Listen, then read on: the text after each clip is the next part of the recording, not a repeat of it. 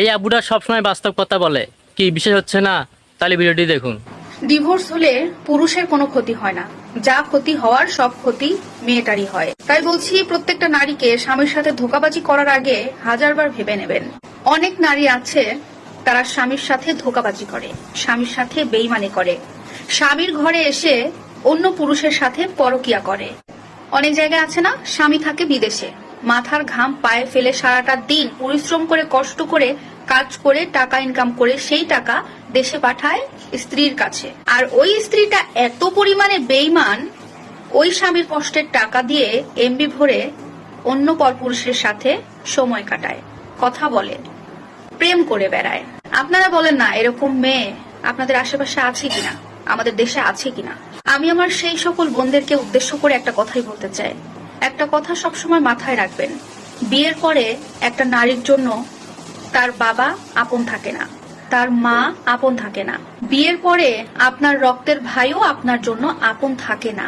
বিয়ের পরে একটা নারীর জন্য স্বামীর মতো আপন দ্বিতীয় আর কেউ হতে পারে না।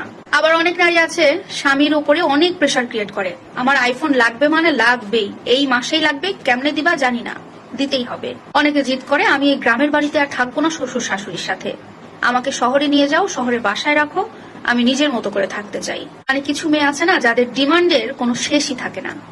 কিন্তু এতে করে লাভটা হয় কি? স্বামী ভালো থাকে, আপনি ভালো থাকতে পারেন, সংসারে সুখ শান্তি থাকে? থাকে না। এই জন্য আমার প্রিয় বোনদেরকে বলতে চাই, স্বামীর সাথে কখনো ধোঁকাবাজি করবেন না। একটা কথা মনে রাখবেন, হ্যাঁ একটু তিতা লাগবে হয়তো বা শুনতে আপনাদের সবার কাছে, কারণ সত্য কথা কিন্তু একটু তিতাই হয়। এই কথাটা শুধু মনে রাখবেন আর মাথায় একেবারে ঢুকিয়ে রাখবেন, ডিভোর্স হলে একটা পুরুষের এতটুকু ক্ষতিও হয় না।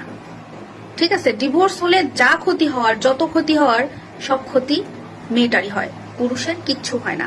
তিতা না বলেন কথাটা শুনতে? আমি জানি এই কথাটা শুনতে তিতা। কারণ কি বলেন তো, একটা নারীর সতীত্বের দাম আছে।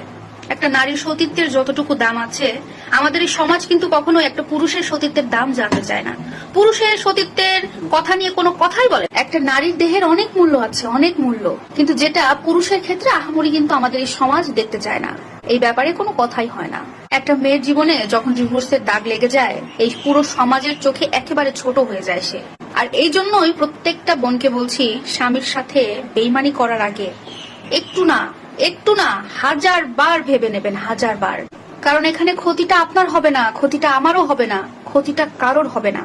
এখানে ক্ষতি হবে শুধুমাত্র সেই মেয়েটার, এখানে ক্ষতি হবে শুধুমাত্র সেই মেয়েটার, যে মেয়েটা তার স্বামীর সাথে বেইমানি করে, গাদ্দারি করে, ধোঁকাবাজি করে।